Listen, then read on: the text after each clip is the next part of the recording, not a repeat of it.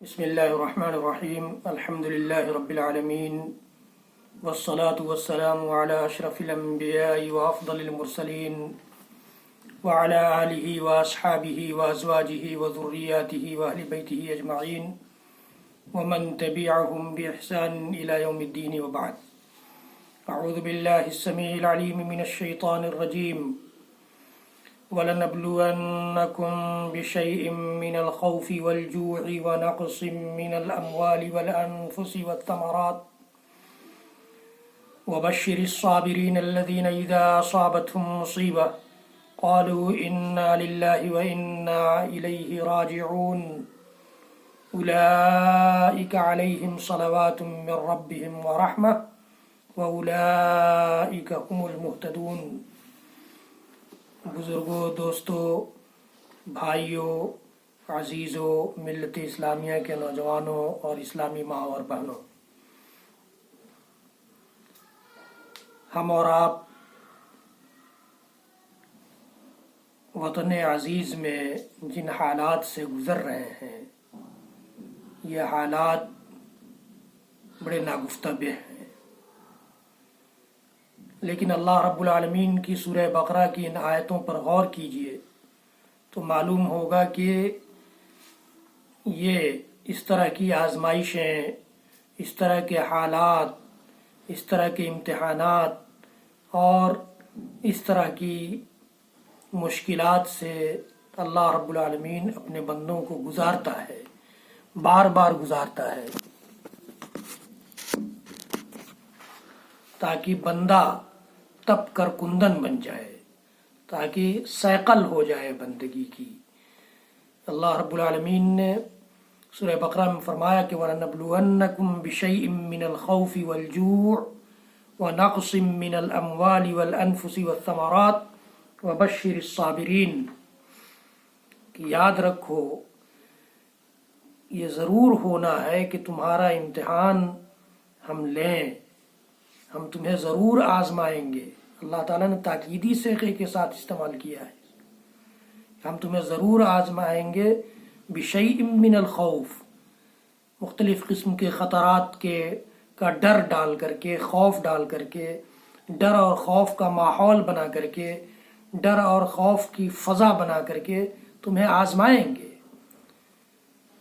والجوع، اسی طرح سے فاقہ کشی کی نوبت آ سکتی ہے، قحط سالی کی نوبت آ سکتی ہے، یہ آزمائشیں ہوتی ہیں اللہ رب العالمین کی طرف سے۔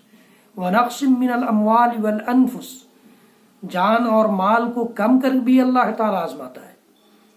مال کا بڑھ جانا بھی آزمائش اور مال کا کم ہو جانا بھی آزمائش، اور ہر طرح کی آزمائشوں سے ہم اپنے سماج اور معاشرے میں دیکھتے ہیں کہ لوگ گزرتے ہیں، اور اللہ کے بہت سے نیک بندے ایسے ہوتے ہیں جو مال کی زیادتی کی حالت میں بھی اپنے آپ کو بیلنس رکھ پاتے ہیں، اور بہت سے اللہ کے نیک بندے ایسے بھی ہوتے ہیں جو مال کی کمی کی حالت میں بھی اپنے آپ کو سمیٹ کر رکھتے ہیں۔ اللہ رب العالمین نے فرمایا کہ مال اور جان کی کمی کے ذریعے بھی ہم تمہیں آزمائیں گے۔ اسی طرح سے پیداوار، پھلوں کی پیداوار ہو،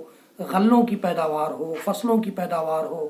اس قسم کی پیداوار میں بھی کمی کر کر کے ہم تمہیں آزمائیں گے۔ تو یہ اللہ رب العالمین کی آزمائشیں ہر طرح اور ہر شکل میں آتی رہتی ہیں۔ ایسے حالات میں اگر ہم صبر کا دامن تھام لیتے ہیں، میں یہ نہیں کہتا کہ صبر کرتے ہوئے آپ اپنے گھروں میں گھس آئیے، اپنے گھروں میں بیٹھ جائیے، ہاتھ پر ہاتھ دھر کے اور سو جائیے، غفلت کی نیند سو جائیے، یہ نہیں کہتا، لیکن صبر اپنے اندر جو معانی رکھتا ہے ان معانی پر غور کرتے ہوئے صبر کریں۔ صبر علی الطاعہ، اللہ کی طاعت و فرما برداری پر جم جائیں، یہ بھی صبر ہے۔ صبر عن المعصیہ، اللہ کی نافرمانیوں سے اپنے آپ کو روک لیں، یہ بھی صبر ہے۔ اور صبر عند المصیبہ، اور ایسی گھڑی میں چیخنے چلانے کے بجائے، دوسروں کا در کھٹکھٹانے کے بجائے، دوسروں کے در پر بھکاری بننے کے بجائے، دوسروں کے سامنے دست شفقت، مہربانی اور کرم کی بھیک مانگنے کے بجائے اپنے رب سے لو لگا لیجئے، یہ صبر عند المصیبہ ہے۔ اپنے رب سے اپنی فریاد کہیے، اپنا دکھ، اپنا درد یہ اپنے رب سے شیئر کیجیے. وبشر الصابرین، تو ایسے صبر کرنے والوں کو اللہ تعالیٰ خود کہتا ہے کہ خوشخبری دے دیجیے کہ جب ان کو کوئی مصیبت آتی ہے، کوئی تکلیف آتی ہے، کسی مشکل میں یہ پھنستے ہیں، کسی بھی قسم کی ان آزمائشوں میں سے کسی آزمائش میں گرفتار ہوتے ہیں، تو ان کا حال، ان کا قال سب یہ پکار اٹھتا ہے کہ انا للہ و انا الیہ راجعون، ہم اللہ کے ہیں، اللہ ہی کے پاس ہم کو لوٹ کر جانا ہے. انجام یہی ہونا ہے کہ ہم سب اس دنیا سے مختصر سی زندگی گزار کر ہمیشہ کی زندگی میں جانے والے ہیں. تو یہ سارے دکھ درد، یہ ساری مصیبتیں ہلکی لگنے لگیں گی، اس لیے کہ یہ تو دنیا ہی مختصر ہے. اس لیے اللہ رب العالمین نے یہ فرمایا کہ جب ان کو کوئی اس طرح کی مصیبت لاحق ہوتی ہے، کسی پریشانی میں گرفتار ہوتے ہیں، کوئی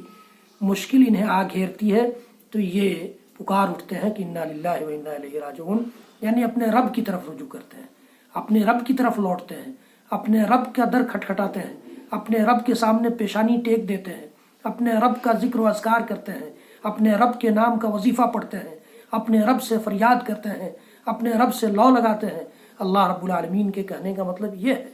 انا للہ و انا الیہ راجعون کہ کلمے کی ادائیگی صرف مقصد نہیں ہے رب العالمین. اسی طرح سے اللہ رب العالمین نے فرمایا انعام کے طور پر، اکرام کے طور پر، نوازشات کے طور پر اللہ رب العالمین نے فرمایا کہ اولئک علیہم صلوات من ربہم ورحمہ، یہی وہ لوگ ہیں جن پر رب کی رحمتیں نازل ہوتی ہیں، رب کی کرامتیں نازل ہوتی ہیں، رب کے اکرامات نازل ہوتے ہیں، رب کی نوازشات نازل ہوتی ہیں. یہ اللہ رب العالمین نے فرمایا رب کی رحمتوں کی بارش ان پر ہوتی ہے، اور یہی لوگ ہدایت یاب ہے. ایسے ہی بندے ہدایت یاب ہیں. بندگی چونکہ اسی کا نام ہے کہ اللہ کے ہر فیصلے پر، اللہ کی ہر قضا پر بندہ تیار رہے، بندہ اس میں رب کی مصلحت جانے، بندہ اس میں اپنے لیے اچھائی سمجھے، بندہ اس میں اپنے لیے خیر جانے. اللہ رب العالمین نے اسی وجہ سے فرمایا کہ اولئک هم المہتدون. حضرات گرامی، قرآن پاک کی سورہ بقرہ کی ان آیتوں کی روشنی میں موجودہ حالات کو تولیے اور اپنے آپ کو اللہ کے ان بندوں میں سے بنائیے جن پر رب کی رحمتیں نازل ہوتی ہیں، رب کی کرامتیں نازل ہوتی ہیں، رب کی نوازشیں نازل ہوتی ہیں، رب کی رحمتیں برستی ہیں. رب العالمین ہم سب کو کہنے سننے سے زیادہ عمل کی توفیق دے. ہمارا یہ شارٹ ویڈیو اگر آپ کو پسند آیا ہو تو آپ اس کو شیئر کریں، اور صدقہ جاریہ میرے لیے بھی، اپنے لیے بھی